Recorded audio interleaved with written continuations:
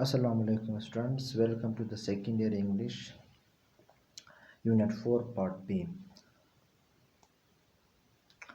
Class previously we discussed the Part A chapter Unit 4 Part A lecture, and in that lecture we discussed the first two stanza of the poem, The Spider and the Fly. And you know that in this unit there are many things we are going to cover. So right now we are just reading the poem and its explanation.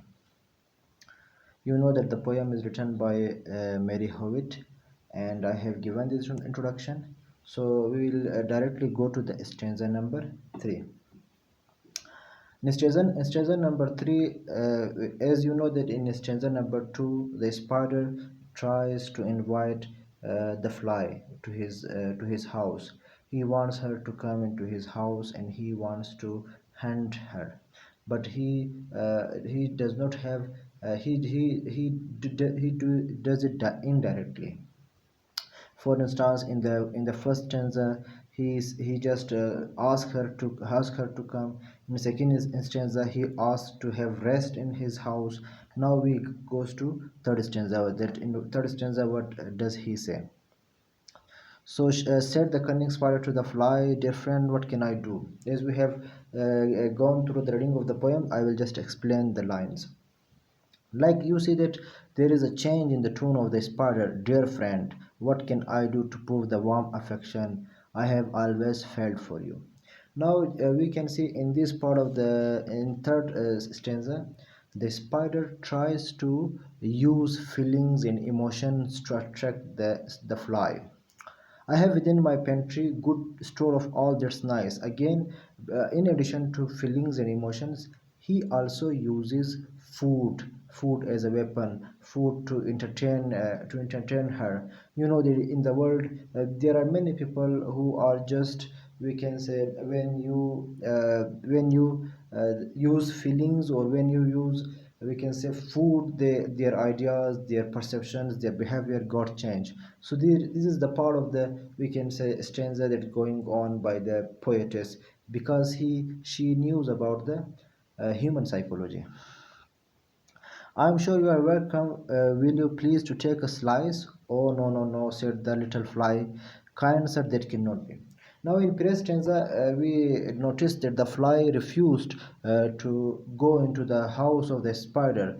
But at that time, at that time, her language was different, and now her language is becoming different. Kind sir, this is the part that is coming in the words of the fly. Though the fly knows that in the spider's home there is just death, so we can see a change. The spider keeps persuading the fly. Now he plays with her feeling. I have always felt for you. Like you can see, please to take a slice. This please is a part of that, we can say, suggestion, asking. With little pace, we see a change in fly's words. Kind sir, that cannot be. Now, if we move again in the stanza number 3, so we come to say that to gain the fly's trust. Now it is the, we can say, an ongoing effort of the spider. The spider tries to manipulate the fly into feeling guilty for not accepting his many gestures of friendship. He is using guilt as another roundabout way to get the fly into his home. Fly uses politeness as well. Now we say that in this stanza there is two another techniques which the spider uses. Number one, we can say it is about it is politeness, and roundabout it is guilt. Like the way he talks with the fly feels guilty not going into the house of the spider. So this is the technique he is using here in the third stanza. Moving ahead in the fourth stanza. In fourth stanza, we find more, we can say, words that are more polite, that are more of, we can say, extraordinary words. They are not praising words; they are like flattery words. Flattery means when the person does not have that much quality, and you praise her more than his quality. So this is known as a flattery. What happens? Sweet creature. Now sweet creature, you are witty and you are wise. So this is the against the nature of the fly that the spider is using. It is flattery. How handsome. Now see, how handsome are your gauzy wings, how brilliant are your eyes.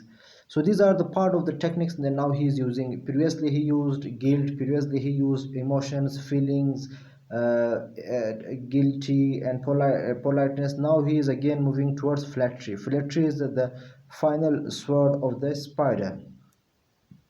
Now the spider uses last tactic, which is flattery. He flatters her. You are witty and you are wise. How handsome are you? Gauzy wings. These are the words he uses. Now we see clear change in the tone and voice of the spider. We find that previously his tone, his way of saying was something else. Now his tone is becoming more like a honeybee. Poet's understanding of the human psyche. Here, the poet just wants to present that yes, this is the part of the techniques that is used in daily life when someone wants to persuade another person.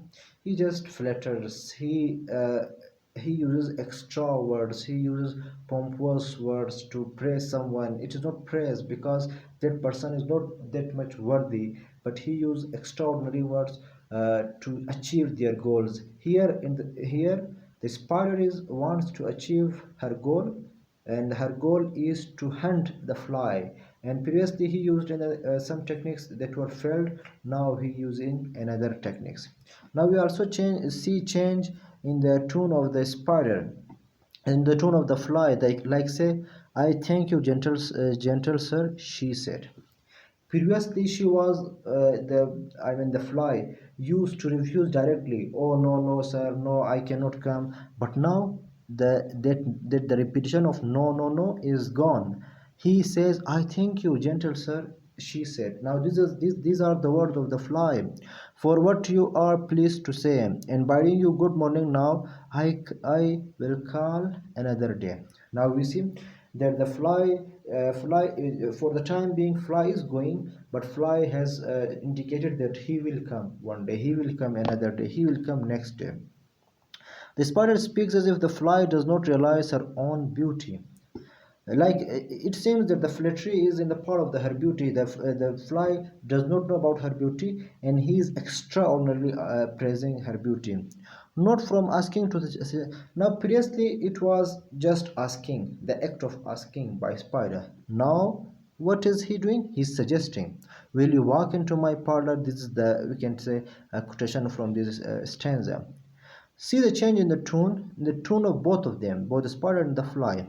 From the earlier unhesitating, oh no, no, no, the fly seems to become the victim. I thank you, gentle sir, she said. It also creates suspense. Like in this stanza number 4, we are thinking, it is a suspense in our mind that what will happen next. Will the fly come back? Will the spider be successful in the part of hunting the fly? What will be the reaction of the fly? So these are questions here the poetess raises in the stanza number 4. If you go to the next stanza, that is stanza number 5, it is much different from other stanza because we see that in this part it is just the spider who is speaking, and we see that in this stanza number 5 the voice of dialogue is the dialogues of the fly is missing. She is not speaking here. The spider turned him round about and went into his den, for well he knew the silly fly would soon come back again. Now, since he has used his last technique, that is flattery. After using flattery, he goes to his house, and now he's preparing for the fly to come. He's preparing for the things he has to do before his coming. So he wove a supple web in a little corner sly, and set his table ready to dine upon the fly. Just see here, the writer has used fly, F capital. It is not here that he is, we can say, preparing to dine with him. To dine with him means that they both will sit down and do a dinner. But here, to dine upon the fly. Upon the fly means that fly will be the victim. Fly will be the food of the spider. Then he came out to his door again, and merrily did she sing.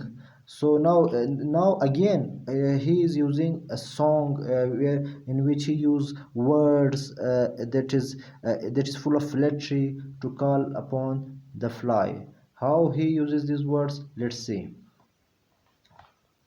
Come hither, hither, pretty fly. The spider calls out eagerly, feeling like he has batted his prey. The spider rapidly reels the fly in with a vivid flattery.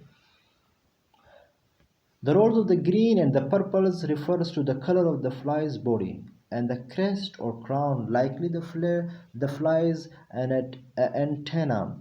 Gauze's wings have now become pearl and silver wing. Brilliant eyes are now eyes like diamond brilliant. More exquisite details follow. So in this way, in fact, you will be hard pressed to find a fly described so tantalizingly anywhere else. So these are the words, these are the techniques, these are the, we can say, the songs, the words he used to call the fly.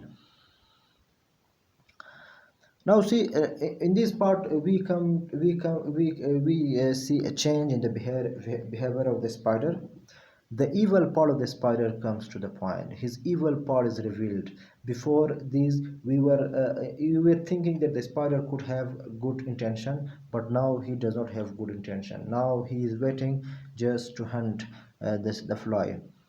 His devious plan comes to light as he sets his table to the fly, not as his guest to dine with, but as his feast to dine on.